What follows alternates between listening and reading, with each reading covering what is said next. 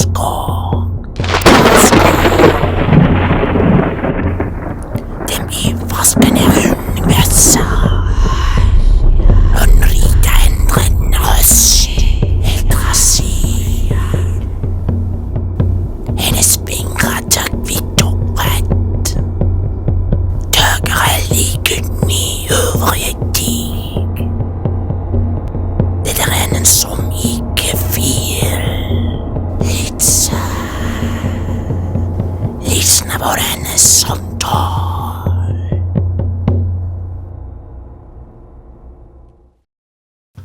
Hello my dear friends, my name is Ari Thurger and today I'm going to talk about Hel once again. On the previous video I have talked about this goddess as a deity related to death and the underworld. And as usual, trying to have a more scientific approach with historical and archaeological evidences to support my claims. But on this video I want to give you a more personal approach to this goddess, my own interpretation of who Hel is and her attributes. Maybe throughout the video I will make a few references to some archaeological aspects. Sometimes it's inevitable, but still, mostly I will give you my own perspective about this goddess, because as I've said before, this deity is very important to me. But before I start this video, I want to remind you that I will obviously talk about death. So if you are sensitive about that subject, and I know there are underaged people in this channel who want to learn about Norse mythology, and if you feel uncomfortable about death, or even if you suffer from depression, trust me, I know how it's like, maybe this video is not the thing you need right now. Not yet. This channel is not about getting subscriptions, views and likes. This channel is about exchanging knowledge, and I don't want people to feel upset by the things I say. So if death is a very uncomfortable subject and awakens deep fears in you, maybe you would prefer to watch another video of mine. With this being said, let's get started.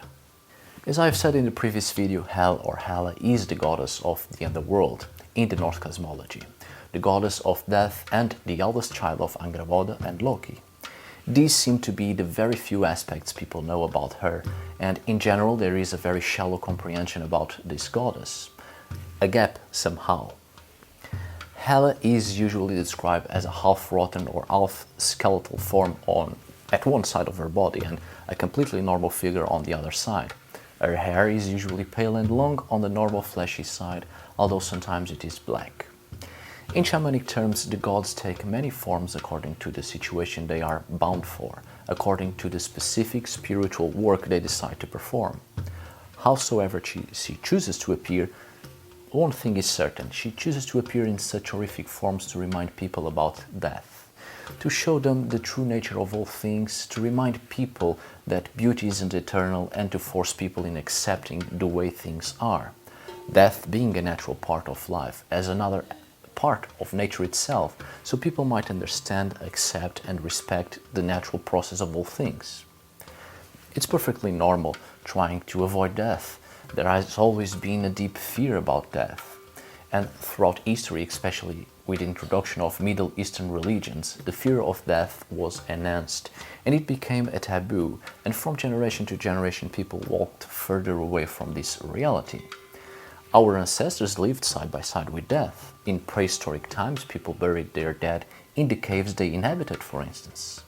In pre-Christian Scandinavia, people built burial mounds in their farms and honored their ancestors on top and or within the burial mounds.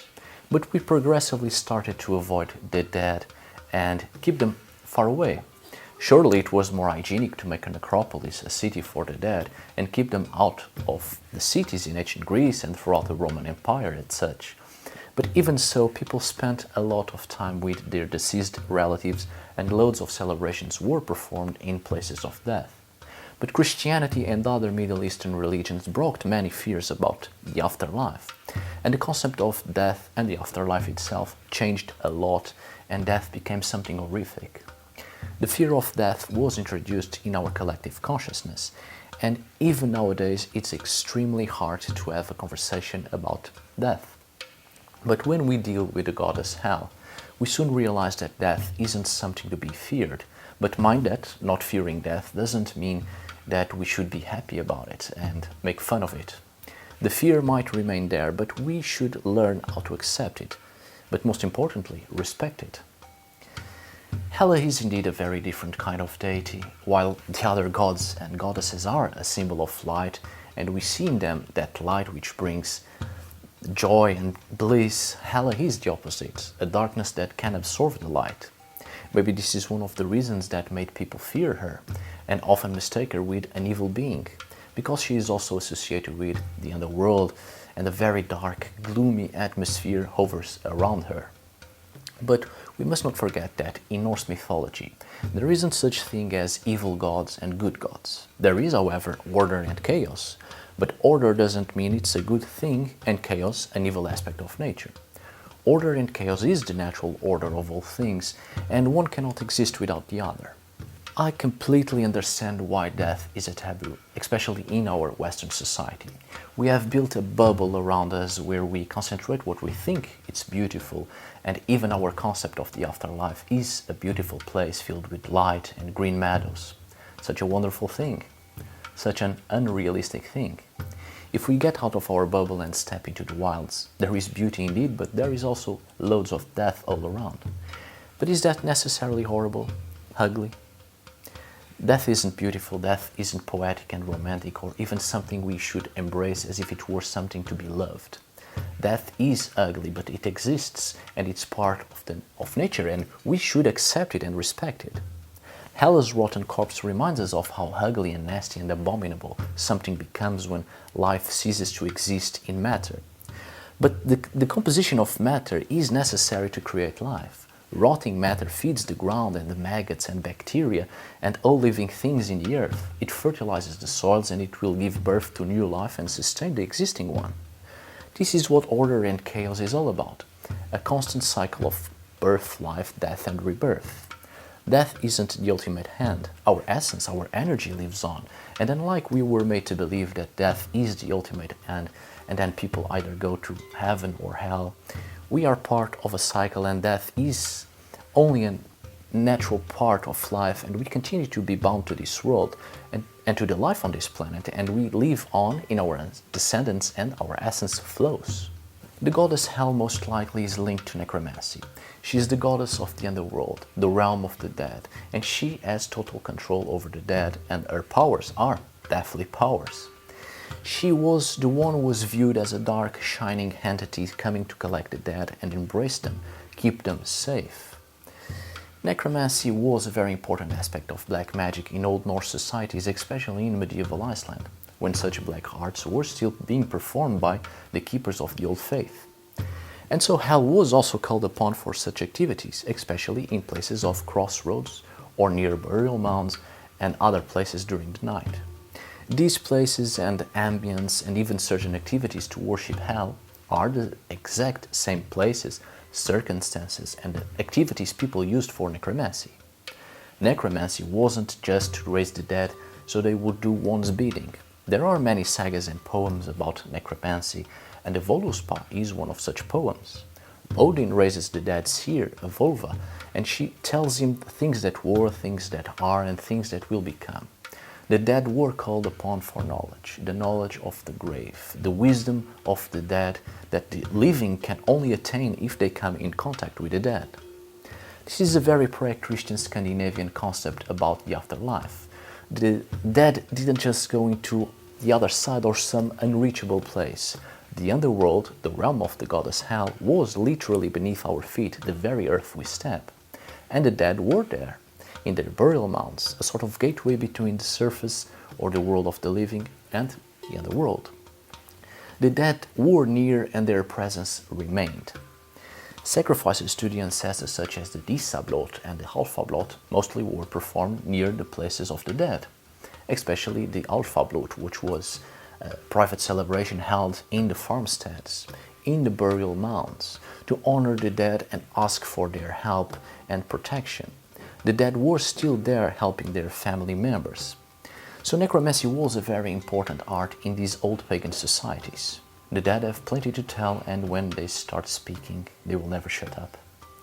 So certain black magical actions and activities linked to necromancy, such as in crossroads, walking backwards, the usage of the number 3, etc., are activities and attributes given to Hel and are the foundations of necromantic magic in the name of Hel.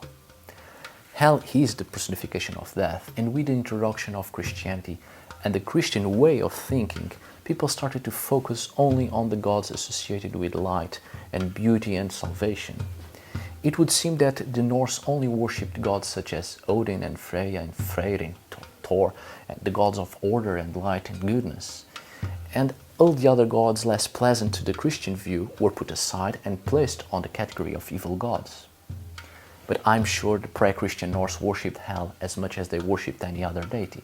Because unlike our society, where we make a clear physical and psychological boundary between life and death, pre-Christian societies didn't have such boundaries, because death to them was a natural part of life. Death was a natural part of their world, a living reality that people respected, understood, and were very much in contact with.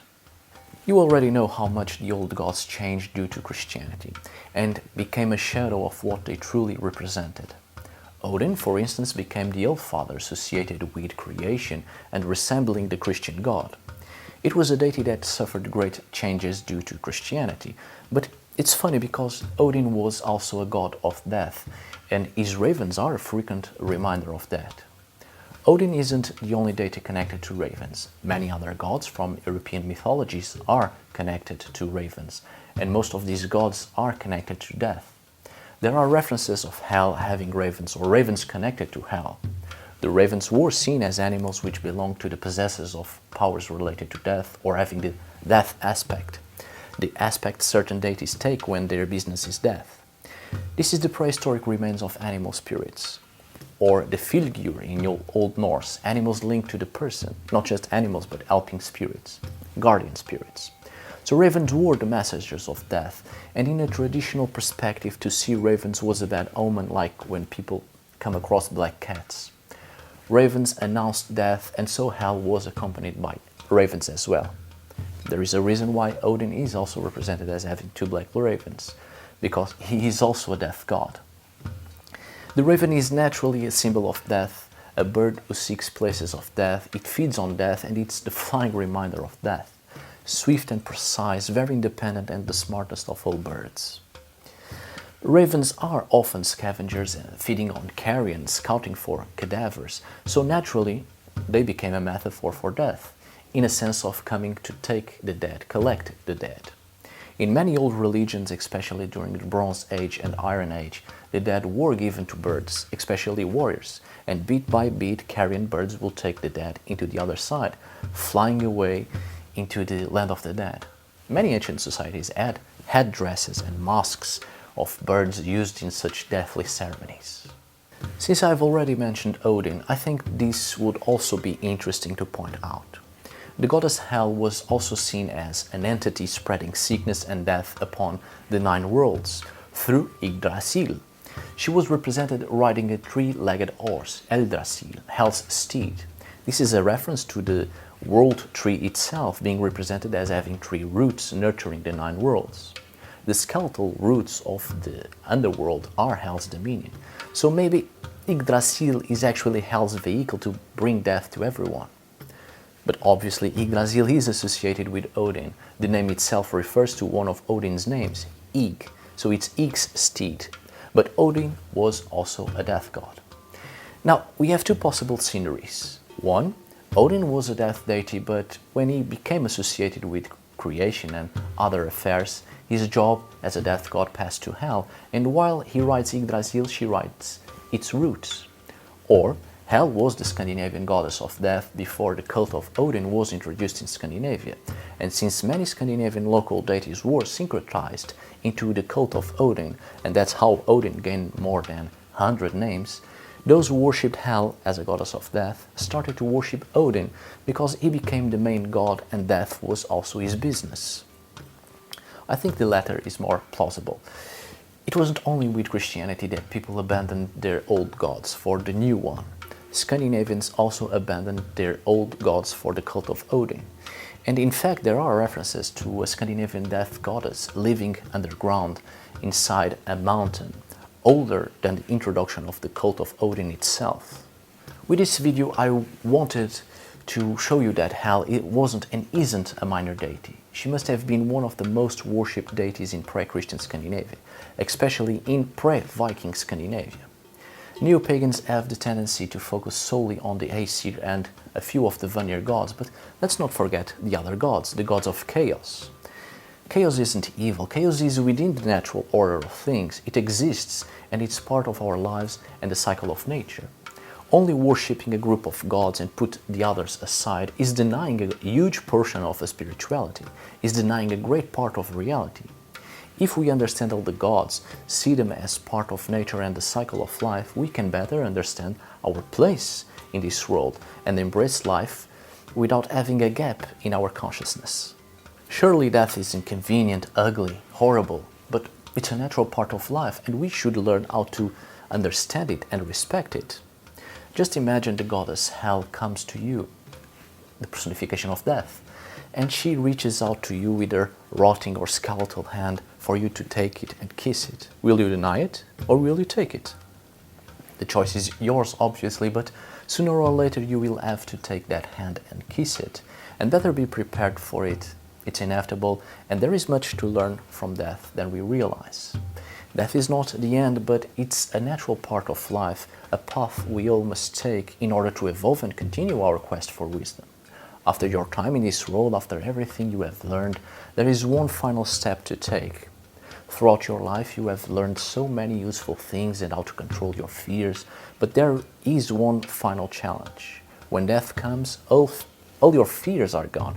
You conquered the ultimate fear, and from that moment on, everything that held you in fear, in a psychological paralysis, and prevented you from truly being free, it will be gone, and your entire being will be open for new experiences to accept, embrace, absorb knowledge. In this life, we are never truly alone, and most of the things we do, we will either have a family member supporting us, or a friend, even a pet to comfort us. But as someone once told me, and she was right, in death we are alone. No one can die for us, no one can go into the other side with us. This is the only thing we really have to completely do it alone.